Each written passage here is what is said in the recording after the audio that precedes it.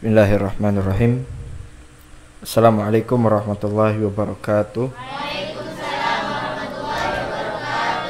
Alhamdulillah wassalatu wassalamu ala habibina Rasulillah Sayyidina Muhammad ibn Abdillah wa ala alihi wa sahbihi wa man wala. Wala hawla wala quwwata illa billah. Rabbi shrah li sadri wa yassir li amri wahlul 'uqdatam min lisani yafqahu qawli. Wasaddid bihi lisani wahdi qalbi bijahin nabi sahbil ali. Subhanallah walhamdulillah wa la ilaha illallah wallahu akbar adada kulli harfin kutiba yuktab abada abin dahrat dahirin amma ba'du. Allahumma anfa'na bima 'allamtana wa 'allimna bima yanfa'una. Allahumma zidna ilma warzuqna fahma wa atina al-hikmah. Allahumma inna nas'aluka ilman nafi'a wa rizqan wasi'a wa amalan mutaqabbala wa dhanban maghfura. Allahumma inna ala dzikrika wa syukrika wa husni ibadatika wa husni muamalatika. Allahumma rzuqna at-taubah qabla al-maut wa syahada 'inda al-maut wal jannata ba'da al-maut walhamdulillahi rabbil alamin. Para hadirin wal hadirat, para pendengar dimanapun Anda berada, alhamdulillah kita bisa melanjutkan kembali kajian fikih praktis kita yang rutin diadakan di pondok pesantren ini setiap Selasa malam Rabu jam 8 malam sampai selesai. Live radio juga ya.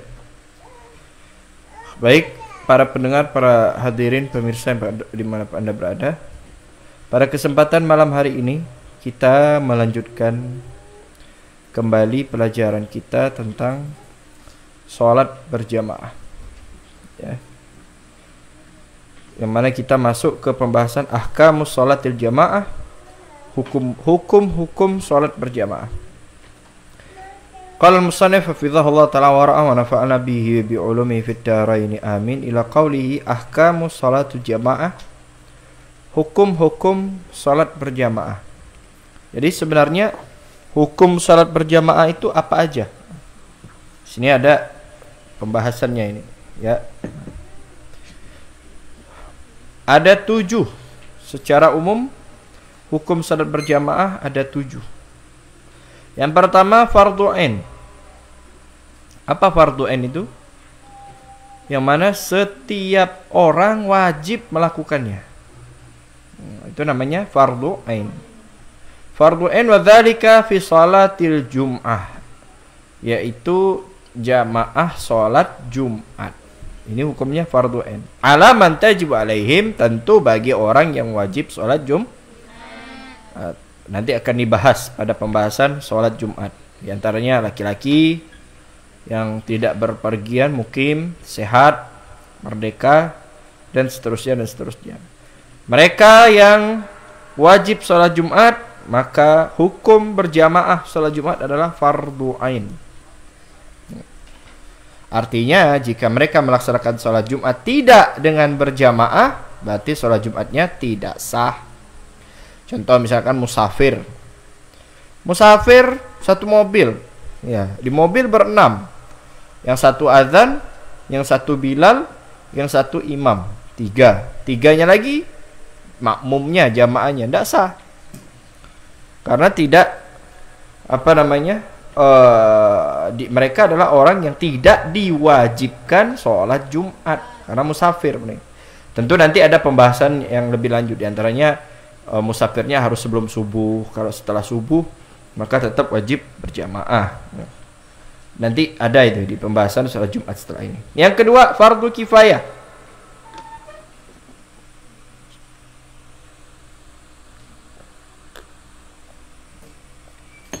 Sholat berjamaah hukumnya fardu kifayah. Kapan? Fil maktubat, di sholat-sholat fardu. Ala rijalil ahrar, bagi laki-laki yang merdeka.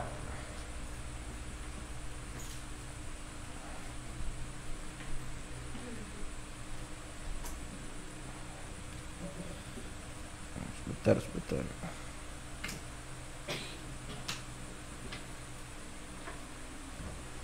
Al-rijalil ahrar, bagi laki-laki yang merdeka.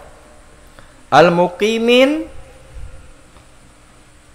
yang tidak berpergian. Al-mu'tamad, menurut pendapat mu'tamad. Indan Nawawi, menurut pendapat Imam Nawawi. Jadi laki-laki merdeka, jelas. Zaman sekarang nggak ada lagi budak. Kecuali orang Pontianak, budak-budak semua. Jadi laki-laki yang sehat, yang tidak berpergian, maka hukum melaksanakan sholat berjamaah adalah fardu kifayah. Apa itu fardu kifayah? Jika sudah dilakukan oleh sekelompok orang, maka gugur kewajiban bagi kelompok yang lain. Itu namanya fardu kifayah. Seperti sholat jenazah. Jika sudah ada 2 atau 3 orang yang menyolatin jenazah itu, maka yang lain sudah nggak wajib menyolati jenazahnya. Dan kalau mereka tidak sholat jenazah, tidak dosa, karena sudah ada sekelompok yang melaksanakan sholat jenazah. Tapi kalau sekampung tidak sholat jenazah, tidak mengurus jenazah, itu nggak ada yang mau, maka satu kampung itu berdosa. Ini fardu kifayah. Nah, sama seperti sholat berjamaah.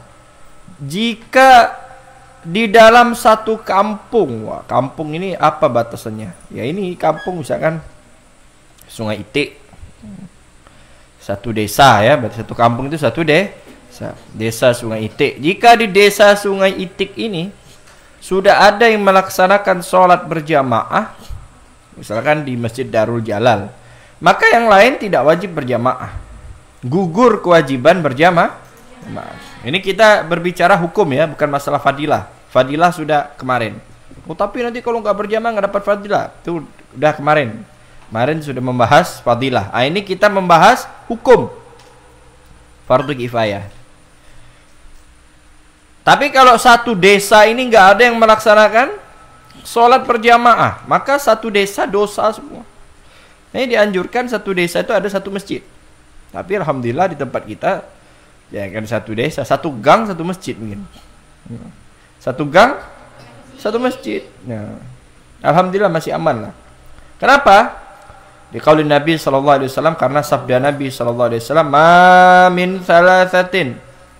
Tidaklah ada 3 orang fi qaryatin, di sebuah desa, au badiyatin, atau di sebuah lembah, la tuqamu fihimul jamaah, yang tidak didirikan di dalamnya salat berjamaah, illa stahwadha alaihimus syaitan, melainkan syaitan akan menguasai mereka.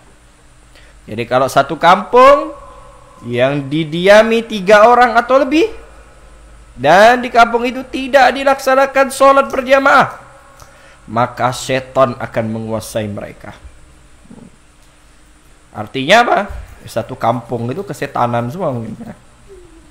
Nggak ada barokahnya. Tidak ada barokahnya. Setan jadi markasnya setan. Karena setan itu takut mendengar suara azan. Kalau ada orang kesurupan, ya diazanin. Azan kan dia. Maka dia akan kepanasan. Ustadz, kemarin ada yang kesurupan, kami azanin, dia nggak berarti itu merampot itu. Berarti dia kesurupannya bohongan ya. Karena setan mendengar suara azan, mereka takut, mereka panas. Makanya kalau ada hamba Allah yang tidak suka dengar suara azan, jangan-jangan dia sepupunya setan. Karena hanya setan saja yang tidak senang dengan suara azan, panas dia. Kalau kita misalkan lagi jalan dengar radio ada suara azan, dikecilin. Harusnya suara kita yang kecilin, bukan azan yang dikecilin. Atau di rumah kalau ada suara azan, justru suaranya tidak misalkan dia memutar televisi, nggak dimatikan, dikencangin, masih aja. Itu berarti rumah itu banyak setonnya. Karena penghuni rumahnya sudah berhasil dikuasai seton. Jangan kau kecilkan. Kalau kau kecilkan nanti aku lari. Jadi apalagi zaman sekarang maghrib biasanya dekat maghrib acaranya dibagus-bagusin. Upin-ipin lah. Akhirnya anak-anak kita maghribnya sibuk nonton Upin. Yang orang tuanya sinetron lah, macam-macam lah. Yang bapak-bapaknya berita. Makin dengar azan makin tidak dengar, kencengin sama dia. Maka kalau sebenarnya di kampung itu ada yang melaksanakan sholat jamaah, kita bersyukur karena berkah mereka. Ya, jika memang ente nggak mau berjamaah, berkah mereka satu kampung dosanya gugur, sekampung dosanya hilang, gugur. Nah, lebih afdol lagi kamu yang jamaah di situ. Karena kita sudah membahas fadilahnya kemarin. Yang pertama itu berkahnya nggak ada. Ya bisa dibilang juga angker, desa horor, bisa jadi. Bersyukurlah kita yang tinggal di sini. Kenapa? Karena di sini azan selalu ada, jamaah selalu ada, tidak pernah tidak ada. Nah, tapi bagaimana nasib saudara-saudara kita yang di pedalaman, kan? Kita yang sering pedalaman, yang nggak ada ustadznya, bahkan tidak ada masjidnya. Ya anak-anak lama tahu sendirilah. Geng-gengnya Nabil ini kan, yang banatnya yang kita ke Toho aja nggak usah jauh-jauh. Jumatan hanya berapa belas orang kan? Itu baru di Tohonya, belum masuk dalamnya lagi. Gimana? Fa'alaika bil jamaah, kata Nabi SAW, maka hendaknya kamu dengan sholat berjamaah. Fa innama ya'kulu dhi'bu min ghalamil qasiyah, karena serigala itu hanya memangsa kambing yang menyendiri. Serigala kalau beradu kuat dengan kambing, siapa yang menang? One by one, pasti serigala. One by one. Biar kambing itu pakai pistol, pasti menang serigala. Biar kambing itu bawa panah, bawa parang, pasti menang serigala. Apalagi kambingnya nggak pakai panah, nggak pakai parang. Tapi serigala itu tidak mau mengambil kambing yang bergerombolan, nggak mau dia. Ustadz nonton di film dokumenter itu, biasa yang nyorotin harimau, singa, makan dia, citah. Dia yang nyari mangsa tuh kebo, kambing, itu yang pisah dari rombongan, itu yang dikincarnya. Tapi kalau lagi rame-rame kumpul itu nggak dikincar. Nah, begitu satu keluar dari rombongan, ini yang digigitnya langsung. Dengan cepatnya dia menerkam, dengan cepatnya dia mengejar, dia menggigit. Nah sama, kalau kamu sholatnya sendiri, itu yang dikincar setan itu, yang langsung dikejar setan itu. Tapi kalau kamu sholat berjamaah, kamu kolektif berjamaah, maka setan susah mengganggu. Tentu yang susah diganggu setan adalah jamaah yang benar. Kalau jamaahnya nggak benar, sholatnya putus-putus, sopnya nggak rapi, ya masih bisa diganggu siapa. Ini hukum yang kedua, yaitu fardu kifayah. Menurut siapa? Menurut pendapat Imam Nawawi.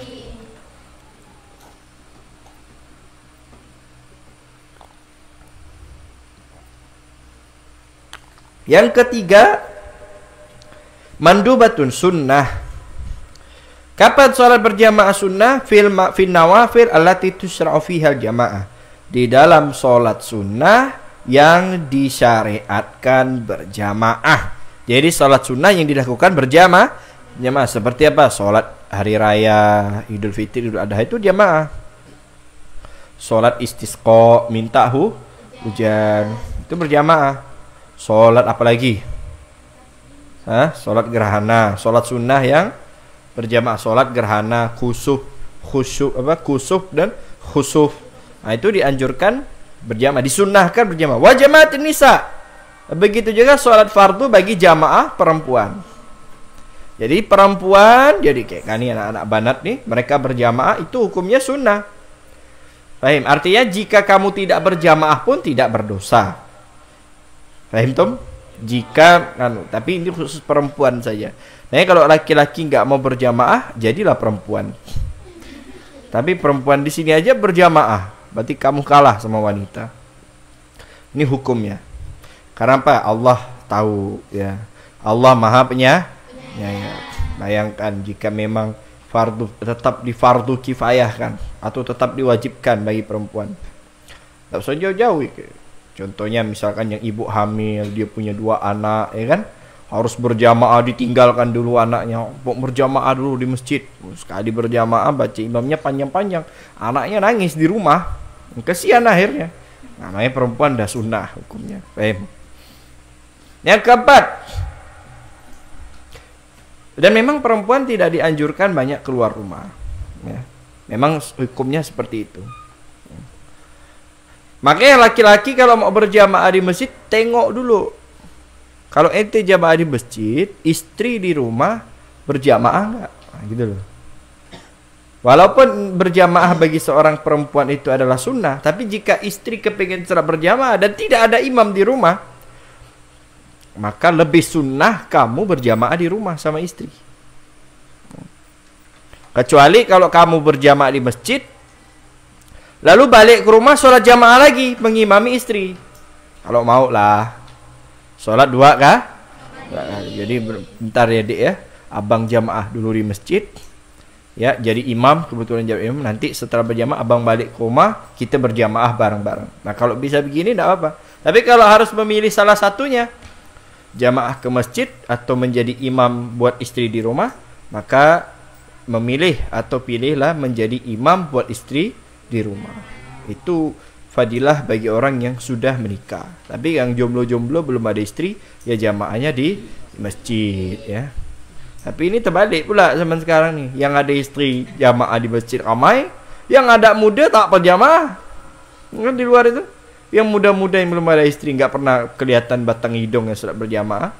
Nah, yang sudah tua-tua, yang sudah beranak cucu, malah itu yang kelihatan terus di masjid berjamaah. Betul lah kata sinetron itu, dunia terbalik gitu ya. Mubahatun, yang keempat, hukum sholat berjamaah adalah mubah. Mubah itu apa? Dilakukan tidak berdosa, ditinggalkan tidak dapat pahala. Artinya kamu berjamaah pun tidak dapat pahala juga. Cuman kamu berjamaah tidak dosa gitu. Kamu jamaah nggak dapat pahala, nggak berjamaah pun tidak apa-apa. Apa itu? Kapan? Fin nawafil, dalam salat-salat sunnah, allati la tusyra'u fihal jamaah, yang tidak disyariatkan berjamaah. Tidak dianjurkan berjamaah. Seperti apa? Duha, rawatib, qobliyah, ba'diyah itu nggak disunahkan berjamaah. Ya ada beberapa pesantren duhanya harus jamaah. Di pusat seperti tahajud, tahajud itu nggak disunahkan berjamaah. Tapi di pusat tahajudnya berjamaah, tidak apa-apa, nggak dosa, tapi nggak dapat fadilah berjamaah karena memang tidak disyariatkan berjamaah. Ya, tapi ya seperti pengantin baru biasanya semuanya jamaah terus, tahajud pun berjamaah, nggak apa-apa. Ustaz pernah tuh ditanya, Ustaz, saya sholat tahajud, saya pengantin baru, Insya Allah. Udah lama sih pertanyaannya, nggak tahu masih ingat apa enggak kalian. Saya pengantin baru, saya malam-malam sholat tahajud sama suami. Maklum pengantin baru, biasa pengantin baru gitu. Udah setahun dia, udah tahu dia hukum tahajud disunahkan berjamaah, pisah lah deh, nggak berjamaah lagi. Yang ditanyakannya apa? Pas kami tahajud bareng, ya. Pas imam saya, suami saya itu Allahu Akbar, habis itu diam sampai salam tak berbunyi langsung. Apakah benar tahajud seperti itu Pak Ustadz? Dia nanya itu. Benarkah model tahajud seperti itu? Harus diam? Ya Ustadz jawab, ya sebenarnya tahajud itu jahar, ya. Karena dia sholat pada malam hari. Jahar, tahajud itu jahar. Allahu Akbar, terang Bismillahirrahmanirrahim, Alhamdulillahi Rabbil Alamin, Ar-Rahmanirrahim, Maliki Yaumiddin. Jangan Allahu Akbar, Amin, Allahu Akbar. Enggak, ini tahajud tetap jahar. Cuman bersyukurlah walaupun cuma ya bersyukurlah bagi istri walaupun dapat suami silent. Model silent apa? Diam dulu. Tapi yang penting dia masih mau sholat tahajud. Tidak apa-apa. Ini masih diletarkan dia. Fahim ya? Masih bersyukur, masih mau diajak tahajud. Alhamdulillah. Ya mudah-mudahan kekal lah. Berikutnya, khilaful aula. Ini istilah fikih, khilaful aula ini. Ada khilaf di antara ulama. Namanya khilaful aula. Ini orang awam mungkin tidak pernah dengar istilah ini. Ada sebenarnya ada rojeh, ada arjah, khilaful aula. Nanti itu di kawaid itu. Idza kanat salatul imam adaan wal ma'mum qada.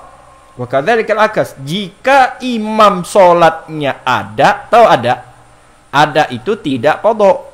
Makmumnya qada. Nah, ini khilaf. Ya. Jadi ulama khilaf. Khilafnya bagaimana? Pokok khilaf lah di sini. Wa kadzalikal aksu, begitu juga kebalikannya. Sebagian ulama mengatakan makruh malahan. Berarti lebih dekat ke makruh ini, karena di sini sebutkan makruh. Kalau ba'dhum bi karatiha, sebagian ulama mengatakan makruh. Misalkan ana sholat zuhur. Memang sholat zuhur ada enggak qadha sholat zuhur saat itu.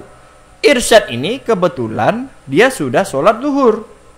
Dia ingat kemarin dia lupa sholat zuhur. Ya sudah, karena Habib Ali sholat zuhur, anak ikut saja.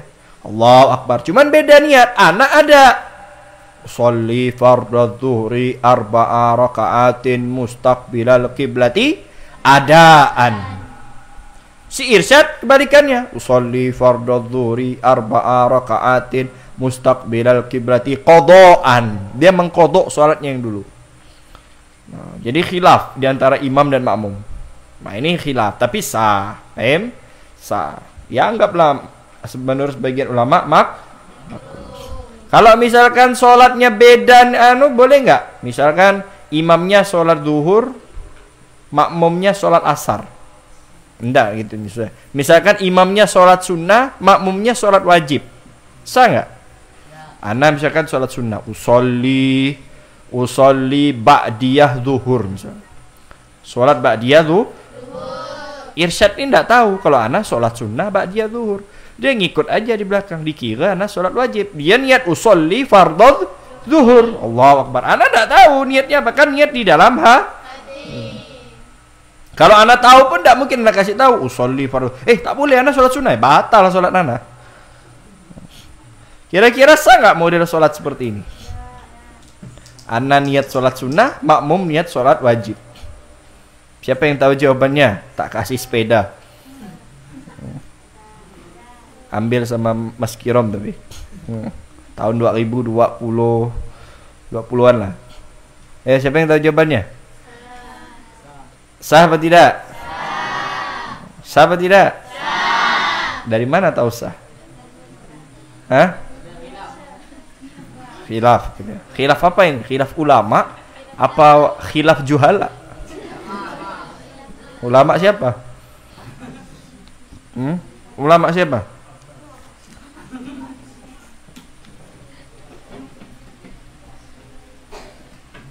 Nah, hukumnya sah. Sah, dapat sepeda. Tahun 2400.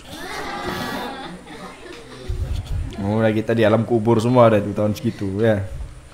Udah nggak ada yang ingat kita lagi udah. Fahim? Hukumnya sah. Ana sholat sunnah, ente sholat wajib sah. Walaupun ente tahu. Ente tahu ana sholat sunnah. Ana berjamaah. Mau tepuk bang. So ana sunnah, ente fardu sah, boleh. Nah, yang khilaf kalau anak ada ente qadha, itu saja. Nanti ada pembahasannya setelah ini lebih jelas di syarat sah berjamaah ya. Berikutnya makruh. Yang keenam makruh idza kana al-imamu fasiqan, apabila imamnya fasik au mubtadi'an atau sering berbuat bid'ah. Nah, ini imamnya fasik. Fasik itu apa? Yang terang-terangan melakukan maksiat. Itu fasik. Ini gue nih. Lebih baik gue maksiat terang-terangan. Ya, gue nggak munafik kayak lo sambil minum ya, mabuk. Apa ente nasihatin aneh, sok suci lo. Banyak kan ngomong gitu kan? Kayak dirinya udah bener aja nasihatin orang. Mending gue maksiat terang-terangan. Pada ente munafik. Ya, Anda jawab, lebih baik munafik daripada ente fasik. Yuk, ayo, lebih parah mana, munafik apa fasik? Ya, dua-duanya sama-sama jelek ya. Cuman lebih parah fasik. Fasik tuh terang-terangan melakukan maksiat. Betul-betul terang, bangga dia foto aurat, buka paha dah di naikinnya, foto ceklek, share ke medsos. Ada yang nasihatin, Mbak, jangan, itu aurat nih tuh. Wah, sok suci ente, kayak diri ente tidak pernah ngumbar aurat aja. Mendingan terang-terangan foto daripada ente munafik. Nah, misalkan contohnya seperti itu. Nah, ini orang fasik namanya. Nah, model orang seperti ini kalau jadi imam makruh. Ya sah sih, makruh. Orang fasik gak boleh jadi saksi nikah, tidak sah. Makanya hati-hati kalau ente nikah. Kalau ente nikah, ngelihat saksi nikah ente adalah orang fasik, gak sah. Yang terang-terangan melakukan maksiat. Misalkan dia tatoan, misalkan ya. Tatoan yang belum taubat. Nah, itu kan terang-terangan melakukan maksiat. Ditampakkannya maksiat dia. Tatoan atau mabuk. Mabuknya nggak sembunyi-sembunyi. Kalau mabuk sembunyi-sembunyi belum fasik. Tapi kalau dia terang-terangan, oh, fasik. Atau melakukan dosa kecil terus-menerus. Ya bisa jadi mabuk sembunyi-sembunyi, kalau tiap hari mabuk fasik juga. Karena itu dosa besar juga itu. Dosa kecil yang dilakukan terus-menerus. Orangnya fasik. Atau melakukan dosa besar secara terang-terang, itu fasik. Atau bangga melakukan maksiat, itu namanya fasik. Ada lagi di atas fasik, namanya zindik. Zindik nih udah, kau ngapa tak sholat? Aku udah sampai kepada Allah. Kau belum sampai, ilmu kau masih cintik. Tak perlu ingat sholat Allahu Akbar, ruku sudah, cukup ingat kepada Allah. Mana kau dapat ilmu nih? Belum dapat, boy. Ilmu kau masih tinggi, masih rendah. Aku udah tinggi dah. Ini udah zindik dah. Zindik itu dekat lagi kafir, murtad. Itu namanya zindik. Ketinggian ilmu. Kata orang kampung, ilmunya ketinggi. Saking tingginya kejedot atap, error. Tinggian. Ada aja model orang seperti itu. Heran anak. Dari mana dia dapat ilmu itu? Kita pergi ke rumah, tak ada ya banyak kitabnya. Kan? Baik. Atau mubtadi. Mubtadi itu yang sering melakukan bid'ah. Bid'ah dolalah maksudnya. Apa contoh bid'ah dolalah? Bid'ah yang sesat. Ya pokoknya sering melakukan maksiat gitu aja dah. Atau ente berselisih dengan imam itu, makruh juga. Ente benci sama irsyad. Pokok benci lah. Tiba-tiba pas ente sholat berjamaah, irsyad jadi imam, maka makruh. Karena jamaahnya benci sama irsyad ini contohnya. Karena dia ini orangnya suka berbuat onar. Nah, jangan. Jadi cari imam yang tidak menjadi masalah di kampung. Jangan walaupun dia fasih, imamnya fasih, tapi kalau dia dibenci sekampung, makruh dia jadi imam. Cari yang lain yang disukai oleh orang kampung. Karena kalau imamnya itu dibenci sekampung, itu bakal membuat makmum tidak khusyuk. Oh Allah, imam dia gitu. Lama benar ada jadi imam. Segala gerak-geriknya pasti salah. Akhirnya hati makmumnya kotor. Akhirnya hati makmumnya busuk. Nggak khusyuk akhirnya makmumnya. Nah, seperti itu. Berikutnya hukum yang keberapa nih? Yang ketujuh terakhir. Haram. Salat berjamaah haram. Ada Ustaz? Ada. Haram. Haram terbagi dua. Ada haram tapi sah salat berjamaah. Ada haram tapi tidak sah sholat berjamaah. Apa haram sah? Haram tapi sah. Haram sholat berjamaah, tapi kalau dia tetap sholat berjamaah tetap sah.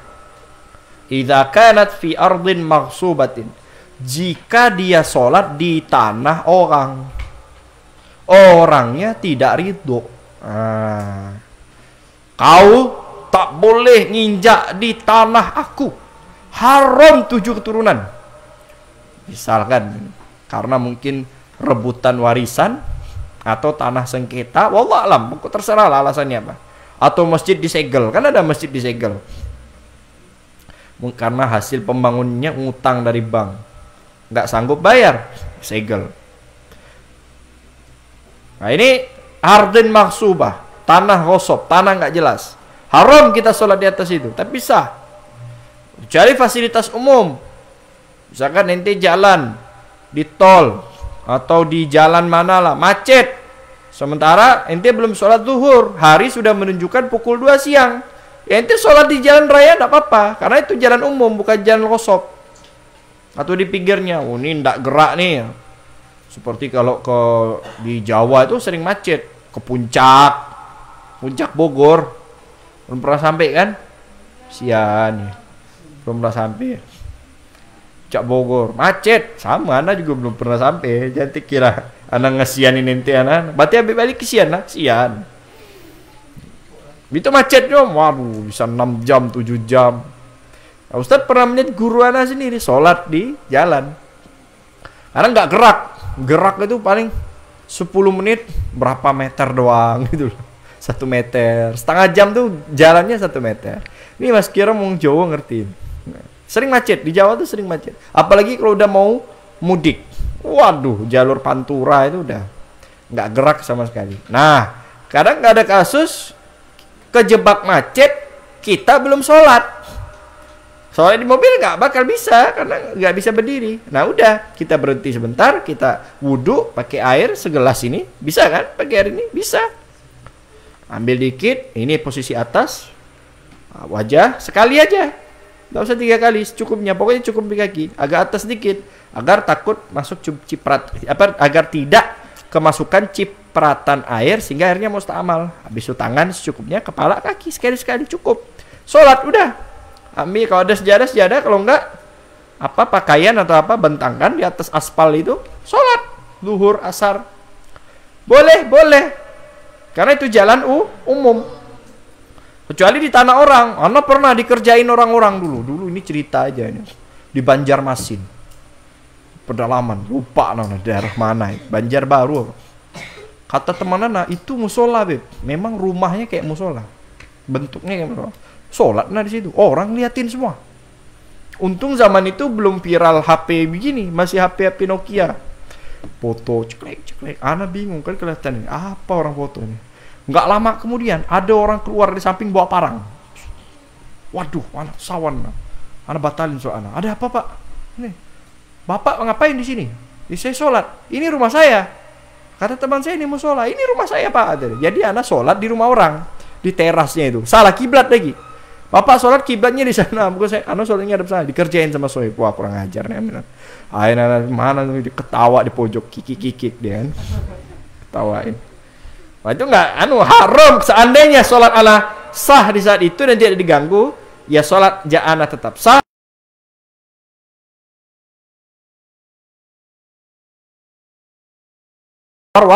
Waktu. Ini 2 contoh haram tapi sah. Yang terakhir yaitu ma'adami seha, sholat berjamaah haram dan tidak sah. Haram dan tidak sah. Kalau tadi haram tapi sah, kalau ini haram tidak sah. Apa itu? Idza ikhtalafa nazmu shalah, apabila berbeda jenis sholatnya. Kalau tadi yang ana contohkan, misalkan ana qadha, makmum ada, atau kebalikannya, itu nggak berbeda jenis, cuman beda niat. Berbeda gerakannya tetap sama. Lah kalau bergerakannya beda, ini nggak boleh. Contohnya apa? Apa yang paham? Imamnya sholat jenazah, intinya sholat zuhur, ini haram tidak sah. Karena berbeda bentuk sholatnya. Karena sholat jenazah nggak ada ruku, nggak ada sujud. Sementara sholat zuhur ada ruku, ada Atau kata Habib Ali tadi, boleh imam sholat sunnah, makmum sholat fardu, boleh, sah. Imam sholat ba'diyah, ente sholat zuhur, boleh, sah. Yang penting jenisnya sama. Nah, yang berbeda jenis apa? Imam sholat sunnah, tapi sholat sunnahnya sholat sunnah kusuf. Gerhana matahari, khusuf ya. Gerhana matahari. Lah ente sholat zuhur, sah nggak? Nggak sah. Lo kan kata Habib Ali, imam sholat sunnah sah. Karena sholat gerhana matahari dia ada 2 ruku, 2 iktidal dan 2 ruku, 2 fatihah. Sementara sholat zuhur rukunya berapa? 1. Fahim tum? Nah, karena berbeda jenis sholatnya, maka dia tidak sah berjamaah, haram dan tidak sah. Ini 7 hukum sholat berjamaah. Secara umum sholat berjamaah hukumnya adalah fardu kifayah bagi laki-laki. Bagi perempuan sunnah. Are you understand? Yes. Bisa bawa ke Inggris nih. Wallahu ta'ala a'lam bissawab.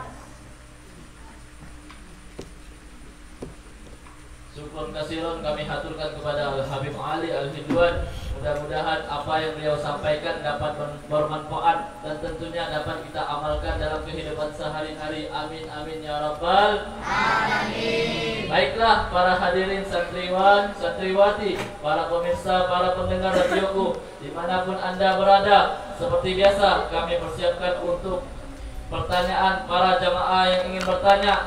Satunya jamaah laki-laki dan satunya dari jamaah perempuan. Dimulai dari jamaah laki-laki.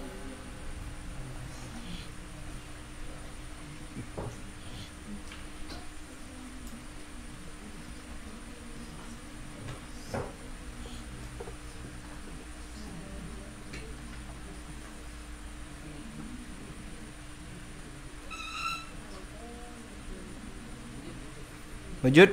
Ada nggak? Kok nggak ada perempuan? Tumben nggak ada. Biasanya banyak tanya ni laki-laki. Perempuan. Jamaah perempuan ada? Mafi? Kok nggak ada nih yang bertanya nih?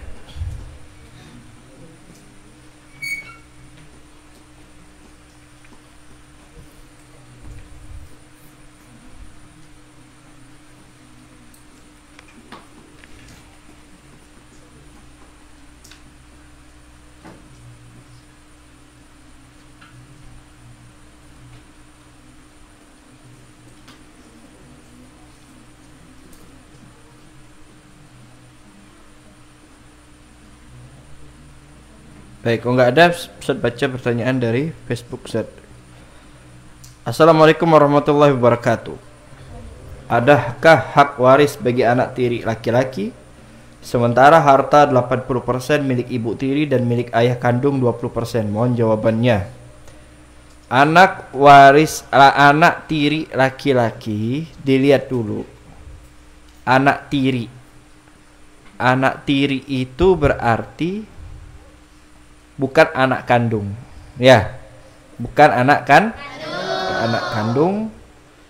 Jika memang hasil pernikahannya dengan istrinya yang baru itu, emaknya si anak tiri ini tidak memiliki anak,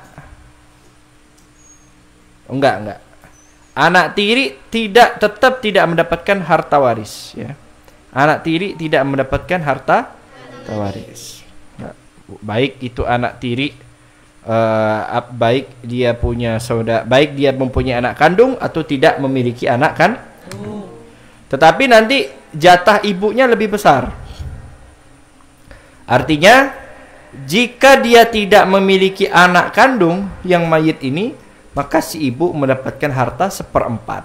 Nah si ibu pasti akan berbagi buat anaknya. Tapi kalau punya anak kandung, maka si ibu mendapatkan harta 1/8. Jadi anak tiri tidak mendapatkan harta waris. Tapi bisa dikasih melalui cara apa namanya? Wasiat. Wasiat. Jadi wasiat. Kalau saya mati sekian puluh juta buat anak tiri saya. Boleh. Asalkan wasiatnya itu tidak melebihi daripada 1/3 hartanya.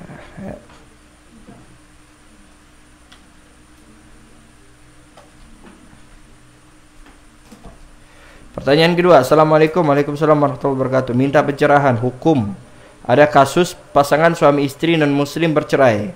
Setelah resmi cerai, yang wanita masuk Islam. Pertanyaannya, apakah wanita tersebut mempunyai masa iddah atau tidak jika mau nikah lagi dengan pria Islam setelah bercerai dari perkawinan yang non muslim? Kalau dia masuk Islamnya itu lama, ya, mungkin 1 tahun atau 2 tahun, ya nggak perlu masa iddah. Tapi kalau dia itu masuk Islamnya mungkin 2 hari setelah dia cerai, maka tetap ada masa iddah. Iddahnya itu adalah 3 kali suci. Jadi dari dia cerai dari suaminya yang non muslim, dihitung dia sudah 3 kali suci atau tidak. Kalau misalkan sudah berjalan 1 kali suci, dia masuk Islam, maka cukup melanjutkan 2 kali suci. Tapi kalau misalkan dia masuk Islamnya udah lewat daripada 3 kali suci, maka dia nggak perlu lagi iddah. Jadi walaupun dia non muslim, Masa iddahnya tetap berjalan. Karena tujuan iddah itu adalah untuk istibro. Jadi misalkan nih ente cerai, jangan ente lah. Ya, yang lain. Ini nggak ada cerai semua insyaallah. Ada perempuan namanya Siti Makrunah. Cerai sama lakinya Siti Misbah. Saiful Misbah. Cerai. Maka dia ada namanya iddah. Iddahnya itu adalah masa di mana perempuan itu tidak boleh nikah, tidak boleh dilamar, kalau dilamar haram, ya, tidak boleh melakukan hubungan suami istri. Itu masa iddah. Tapi tetap suami tetap wajib menafkahi istri selama masa iddah, tetap wajib. Sampai masa iddah selesai, maka suami tidak wajib menafkahi lagi. Cuman nggak boleh bersenggama, tidak boleh dilamar, nggak boleh kawin lagi. Nah, kalau wanita normal, iddahnya berapa? 3 kali suci haid. Misalkan si Makruna ini diceraikan dalam keadaan suci 1 sudah. Haid suci 2. Haid suci 3. Nah, selesai masa iddahnya, dia boleh kawin lagi. Nah, kalau misalkan diceraikan dalam haid, nah tunggu, suci 1, haid suci 2, haid suci 3, suci ketiga ini, maka dia sudah selesai masa iddah, boleh kawin lah. Tapi kalau masih suci 1, suci 2, belum suci 3, dia nggak boleh kawin lagi. Tujuannya apa? Istibro. Istibro itu apa? Takut, khawatir ada janin dari suami yang menceraikan. Tujuannya seperti itu. Karena kalau dia cerai langsung kawin lagi, lalu hamil, nanti khawatirnya ini anak siapa ini ya? Anak suami sekarang atau mantan suami yang dulu? Nah, tapi kalau udah melewati 3 kali suci, nah, kalau 3 kali suci itu ya udah 1 kali suci aja mungkin udah aman. Karena biasanya kalau wanita hamil tuh dia nggak haid lagi, paham? Oh, tapi di Islam dikuatkannya lagi. Karena biasanya ada perempuan hamil dikira hamil, haid, taunya hamil. Ada model seperti itu. Tapi dia 3 kali suci lagi, maka betul-betul rahimnya steril dari anak suami yang pertama. Sehingga kalau dia kawin yang kedua lagi, maka dipastikan kalau dia hamil itu anak dari suami keduanya. Nasabnya nyambung.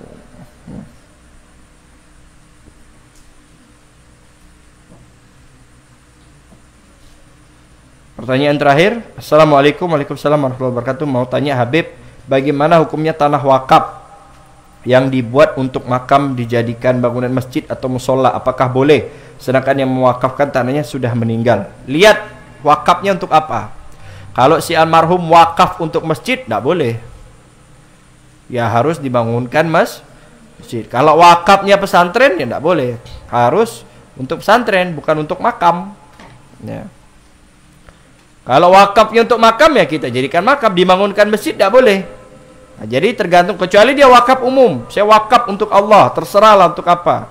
Itu wakaf. Ya, maka digunakan untuk agama Allah, untuk masjid, untuk pesantren, untuk yayasan, untuk kuburan. Karena dia ngomongnya wakaf saja, tidak jelas wakafnya apa, umum. Ya boleh dijadikan apapun. Bahkan ya seperti itulah ya. Anda agak lupa juga yang masalah wakafnya agak ribet. Sampai ada pembahasan fikih wakaf. Terakhir nih yang penting. Assalamualaikum warahmatullahi wabarakatuh. Waalaikumsalam warahmatullahi wabarakatuh. Apakah yang jadi imam sholat Jumat harus yang jadi khotibnya? Apa syaratnya jadi imam? Monggo jawabannya Habib. Mugia dados tambahin ilmu kita. Waduh, bahasa apa ini? Bahasa Palembang. Ini jamaah Palembang ini. Jawabannya pun ini bahasa Jawa apa Palembang? Jawa. Hah? Jawa ya? Kayak Palembang ilmu kita. Apa artinya ini? Orang ngerti, boten ngertos gue. Mugia semoga dados, ini halus banget kayak ini. Dados, apa dados? Jadi, dados tuh jadi. Tambahin, tambah ilmu kita. Monggo jawabanipun mugia dados tambahin ilmu kita. Ilmu baru ini. Memang ketika Jumat sunnahnya khotib yang jadi imam. Jadi nggak usah diubah-ubah. Sunnahnya masih seperti itu. Dia yang khotib, dia yang imam. Sunnahnya seperti itu. Dengan catatan si khotib ngerti ilmu khutbah dan ngerti ilmu imam. Kecuali si khotib dia cuma bisa khutbah, tidak bisa jadi imam. Maka boleh digantikan dengan orang lain. Jadi memang disunahkan dia yang khotib, dia juga yang imam, tidak perlu ganti-ganti lagi. Kecuali kalau kita memaksakan akan menimbulkan fitnah di masyarakat. Contoh, ada beberapa masjid di masyarakat punya kebiasaan khotib sama imam beda. Ya kan? Baitur Rahim contohnya Darul Jalal itu depan. Baitur Rahim karena jarang jamaah di depan. Yang jadi khotib Ustadz Habib Ali Al-Hindwan. Yang bertindak menjadi imam Al-Ustadz Miftah. Beda. Khotib sama imamnya sudah beda, ya kan? Nah, maka jangan dipaksa. Weh, apa kau nih? Aku jadi imam. Sunnahnya begitu. Tidak usah. Nanti jadi fitnah kalau memaksa. Karena memang adatnya dari dulu seperti itu. Yang penting imamnya ini ngerti ilmu agama. Udah itu aja. Nah, tapi ada juga masjid yang bertindak menjadi khotib sekaligus imam. Nah, ini berarti ngerti fikih ini pengurusnya. Memang Jumatan itu, ya, memang khotib dan imam harus sama ilmunya, apa yang sama, khotib dan imamnya sama. Nah, untuk syarat menjadi imam nanti akan kita bahas, ya. Mungkin 2 pertemuan lagi syarat menjadi imam.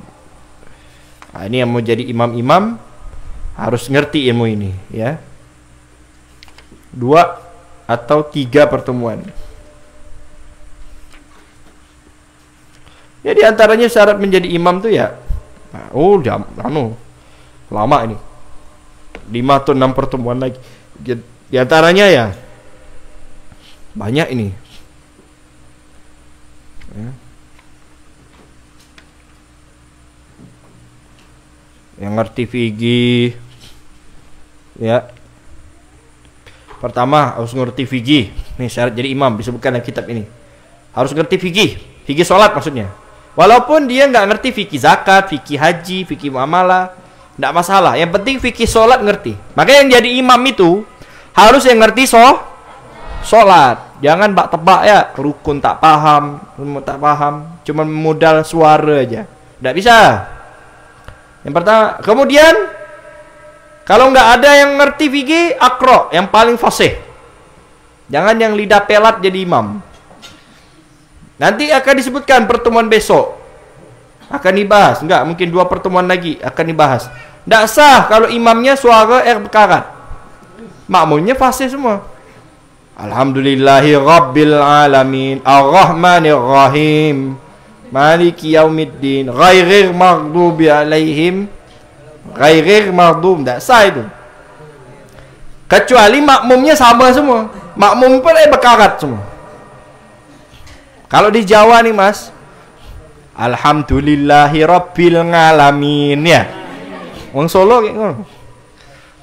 Sah kalau makmumnya gitu semua. Tapi kalau ada satu aja makmum bisa Alhamdulillahi Rabbil Alamin, enggak sah itu jamaah. Jamaahnya enggak sah. Kecuali semua makmum Alhamdulillahi Rabbil Alamin. Misalkan, jangan ketawa, emang orang Jawa gitu, enggak bisa ngomong ain sama enggak bisa ngomong ha. Kalau hakka, Al-Fatihah, Al-Fatihah kata dia. Orang Jawa gitu. Kayak orang Madura. Orang Madura tuh enggak bisa ngomong D, dal. Alhamdulillah. Waladhdha enggak bisa. Madura sana tapi yang di Bangkalan, Bangkolon kata dia. Bangkalan, Bangkolon. Memang logatnya seperti itu, enggak bisa dipaksa. Enggak tahu Madura sini. Madura sini sih udah separuh-separuh dah, blaster-blasteran semua nih. Bisa semua kayaknya. Sumal aura yang paling warok. Kemudian yang duluan di situ. Kalau bertentangan ada 2 imam, ini imam fakih juga. Terus fasih juga, alim juga. Nah, lihat mana di antara kedua ini yang duluan hidup di kampung itu. Dia yang jadi imam. Kemudian yang duluan masuk Islam. Kemudian yang suaranya bagus. Nah, suara bagus tuh enggak awal-awal, tengah-tengah. Kemudian yang paling bersih bajunya. Oh, jelas. Masa imam pakai baju oli-olian? Paling bersih jadi imam itu. Karena dia memimpin makmum untuk sampai kepada harus bersih. Jangan jadi imam yang baju berdaki. Nah, ini udah ganti gamis belum ini? Belum, tak boleh jadi imam ini. Harus yang rapi, yang wangi, ya. Summa nadhiful badan. Kalau tadi bajunya bersih, sekarang badannya juga bersih. Yang badannya bersih, mandi. Kalau ada dua imam, alim, sama-sama fasih, semua suaranya bagus juga. Nah, lihat mana yang berjamaah yang mandi duluan. Oh, ini tidak mandi, cuman wudu. Oh, ini mandi. Ini jadi imam. Sumati busanaah. Kemudian yang terakhir, yang paling ganteng wajahnya. Pengaruh ganteng. Jadi yang bukuk-bukuk tak usah dulu. Yang masih bukuk lah. Tsumma hasanus shawt. Oh, kemudian yang paling bagus suaranya, paling lantang. Oh, bukan, tibusan A yang paling bentuk fisiknya, paling bagus fisiknya. Tibusan A, bukan paling ganteng, enggak. Paling ganteng nanti setelah ini. Jadi yang kalau ada imam, yang satu buncit, yang satu enggak buncit, nah yang enggak buncit jadi imam. Yang buncit kau nanti elok. Tsumma hasanus shawt, kemudian yang suaranya bagus. Suara bagus itu terakhir, hampir terakhir. Kalau kita kan tidak, cari yang paling merdu jadi imam. Itu kalau paling merdu jadi imam, untung-untung nasib. Kalau sah, sah. Tidak sah, tidak sah. Tsumma hasanus surah, kemudian terakhir yang paling ganteng, paling tampan. Ya tampan semua ini kan. Tampan nggak? Tampan. Nggak ada yang bilang jelek. Ustadz ini paling tampan menurut Umi Ustadz. Kalau menurut mak-mak lain salah. Paling ganteng. Ya paling ganteng menurut uruf, menurut keadaan tempat tersebut. Karena orang Madura sama orang Betawi beda mungkin gantengnya. Ya. Orang Dayak sama orang Jawa mungkin kriteria gantengnya beda. Ya terserah mereka. Menurut mereka mana yang paling ganteng di antara dua orang ini, dia yang jadi imam. Paham tom? Tapi ini kalau dengan catatan kalau kedua-dua imam tuh sama-sama alim, sama-sama fasih, sama-sama. Tapi kalau misalkan ada imam ganteng tapi ndak fasih, nggak alim, yang satu buruk lacuk, tapi alim, soleh, fagih, ngerti, ya kita dahulukan imam yang fagih, yang walaupun wajahnya aja jelek, tapi ini ganteng. Nanti dulu, kecuali dia ngerti fikih. Fa ini istawa, kalau sama-sama juga ini dua imam ini, alim enggak, fasih enggak, ngerti fikih juga, bagus juga suaranya, bersih juga bajunya, mandi sama-sama mandi, wangi juga, ganteng juga, bingung nggak milih, dua-dua ini sama-sama ganteng. Misalkan ini, ya seperti Habib Ali Hinduan dengan Habib Hanif Alatos lah, misalkan ya. Yang benci berarti hasud. Nah, kalau misalkan sama ini bingung ya, ukri'a bainahum, diundi ya. Siapa nama keluar, dia yang jadi nah, gitu aja udah selesai. Nah, ini nanti akan dibahas di pertemuan nanti. Syarat-syarat menjadi imam. Wallahu ta'ala alam bisawab. Apa ini?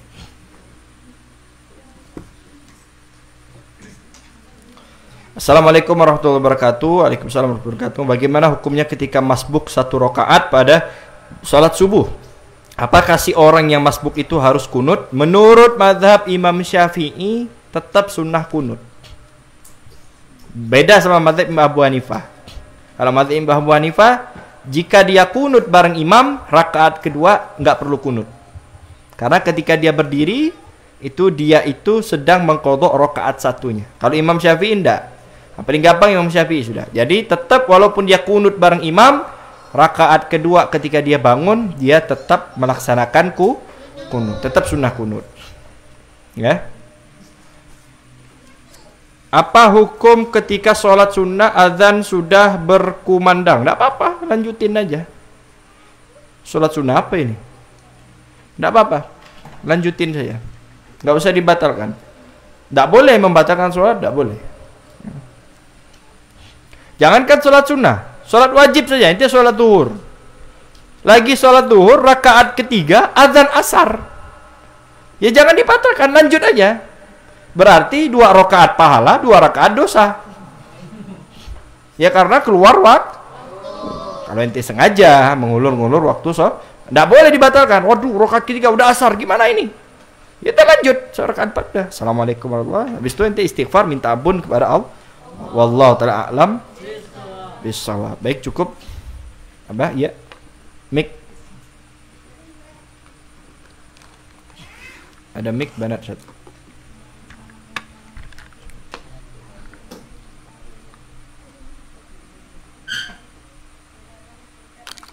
Itu Syarifah ya?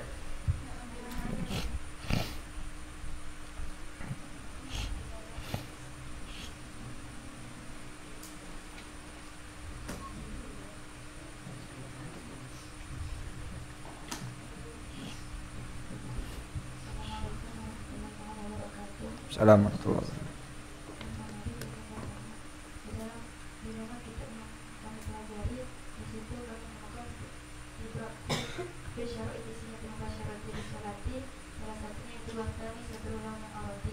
Apa entar enggak dengar nah. Ente dengar? Yang kencang. Gimana? Di dalam kitab yang kami pelajari, di situ terdapat di bab fi syara'iti sihatil mubasyarati bisolati. Salah satunya itu warnanya satrul launil aurati, yaitu menutup warna aurat. Kemudian bagaimana jika misalnya ada seseorang yang mengecat tubuhnya sehingga kulitnya tertutup dengan cat, akan tetapi bentuk tubuhnya masih.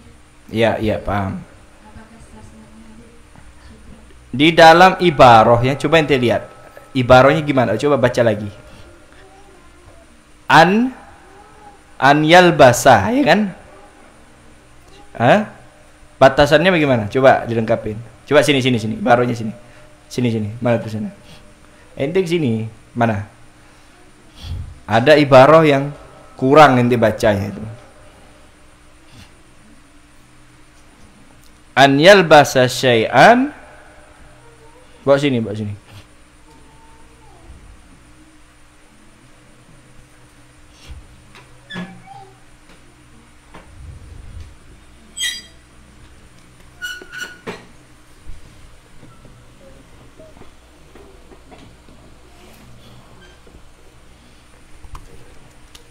Ini kasih siapa nih? Oh enggak. Yang mana?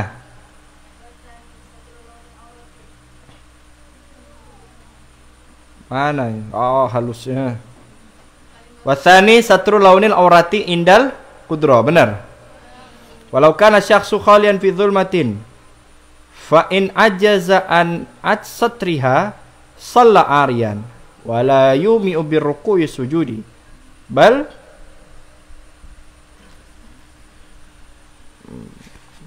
kitab apa sih?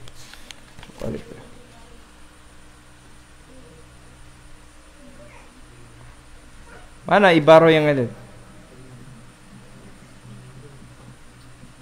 Yang mana? Definisi aurat yang mana? Tidak ada di sini. Walau kana syakhsu khalian fi dzulmatin gitu. Fa in ajaza an satriha shalla arihan.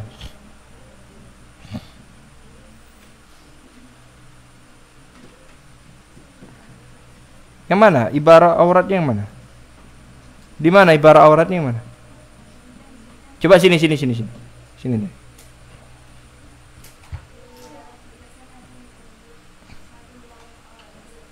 Mana mic-nya mana?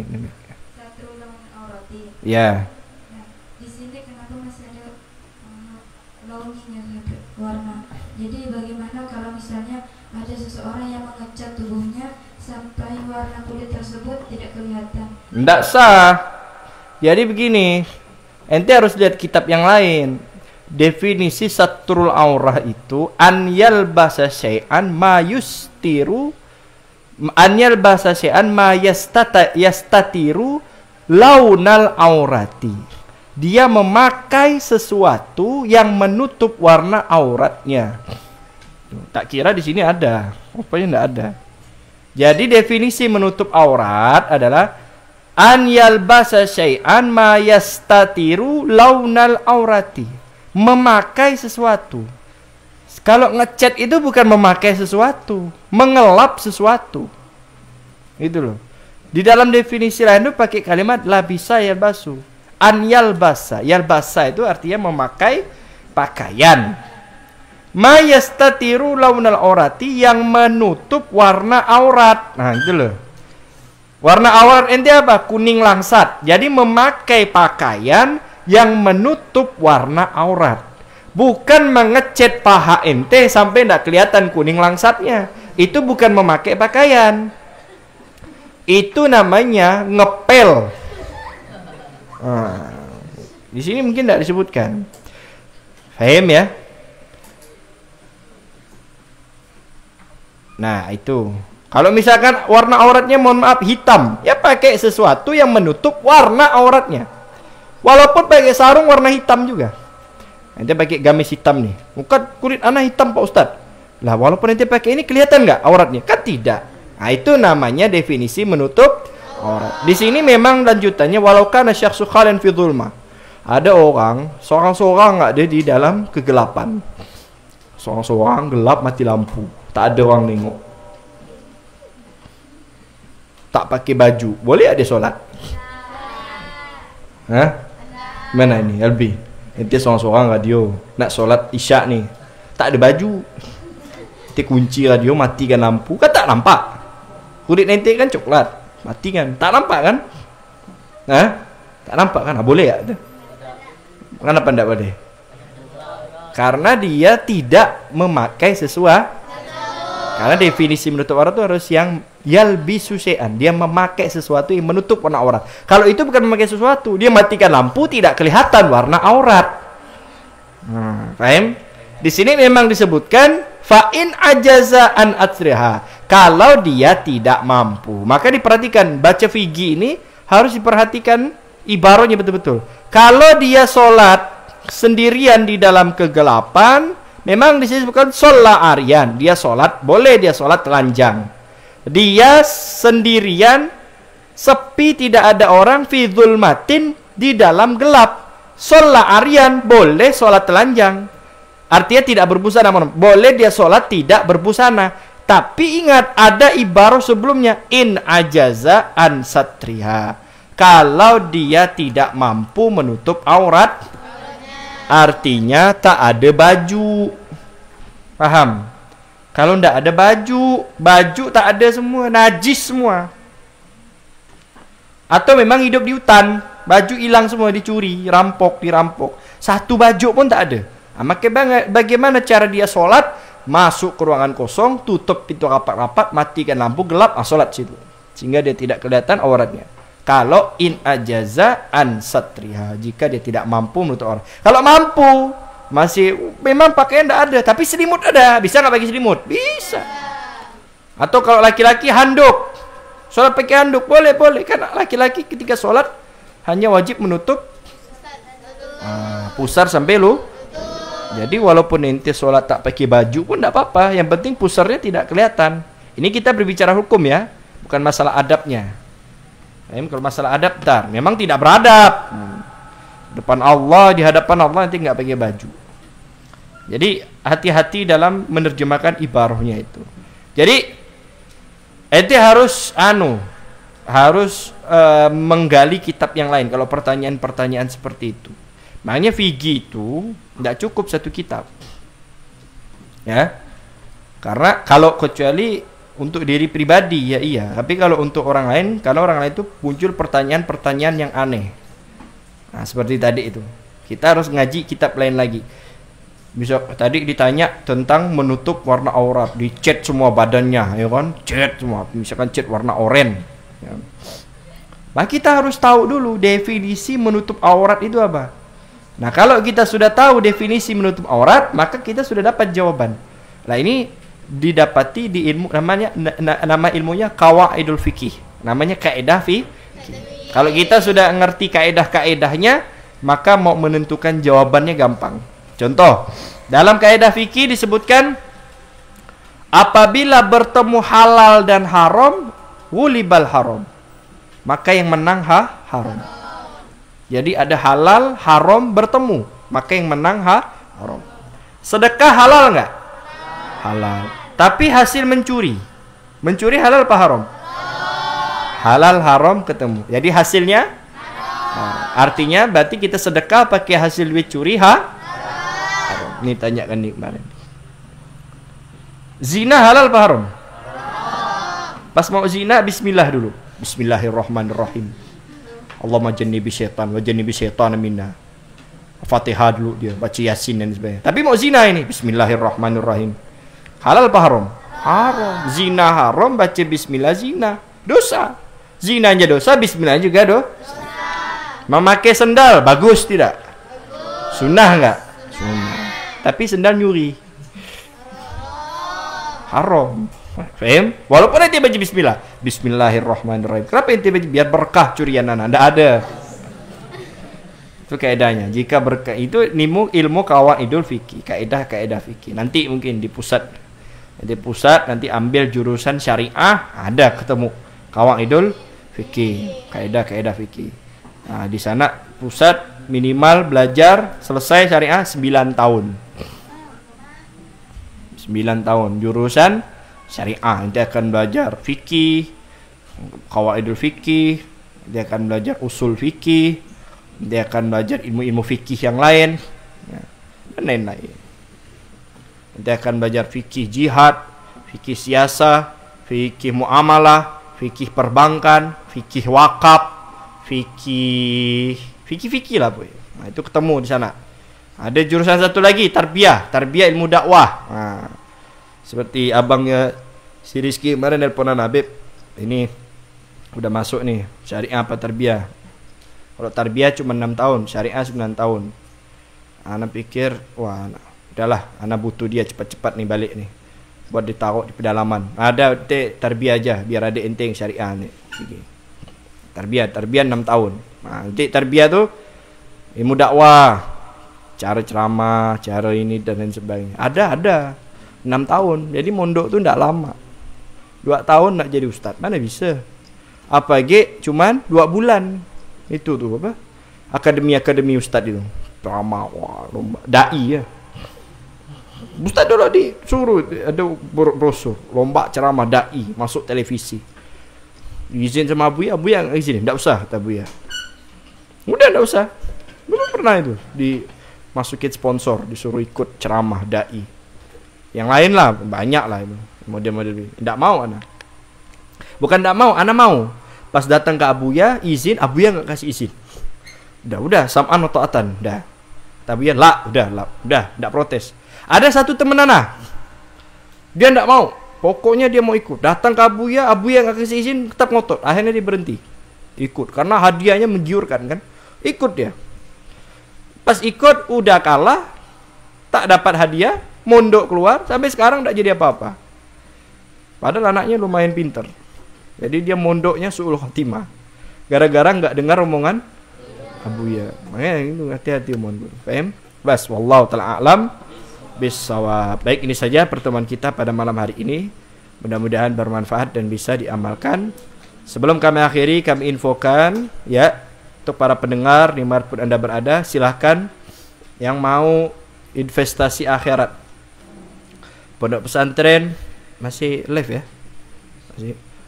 Pondok pesantren Al-Bahjah Sungai Itik Kuburaya sekarang masih dalam tahap pembangunan asrama putri, sudah 60% ya. Masih terbuka bagi yang mau membantu.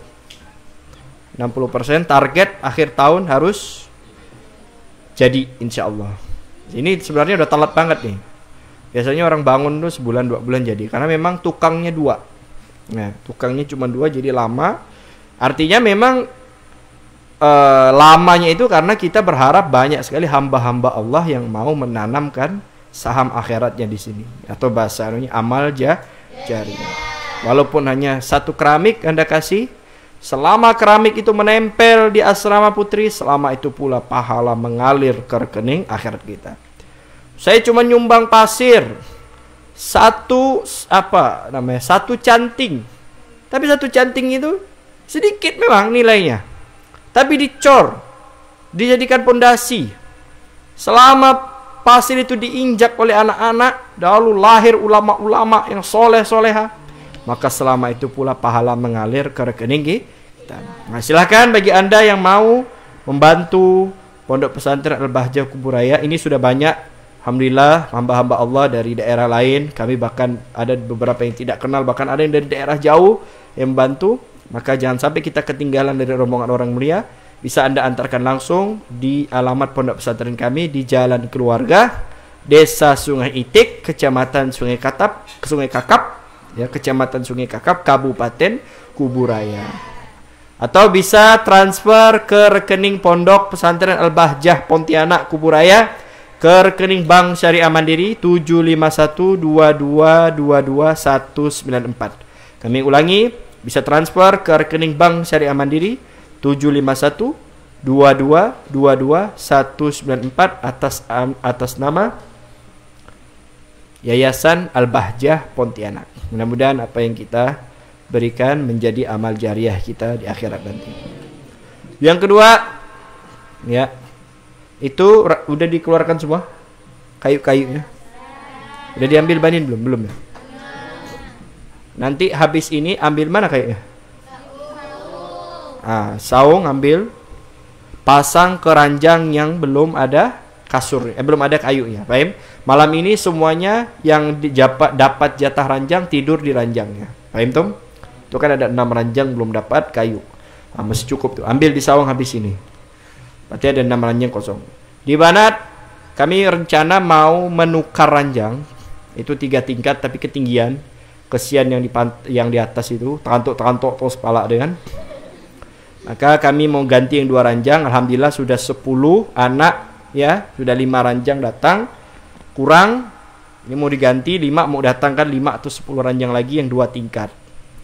Cuman memang Ustadz mau mendahulukan Banin dulu, karena memang Banin ini mau datang anak Cirebon 1, kedua juga ada program nanti anak-anak Dalwa akan mau mondok di sini juga, beberapa anak yang Banin lebih, Banat tidak ada, sehingga kayaknya diprioritaskan ranjang ke Banin dulu. Selama ini juga Ustadz mendahulukan Banat, sekali-sekali gantian, karena Banin bekalut terus.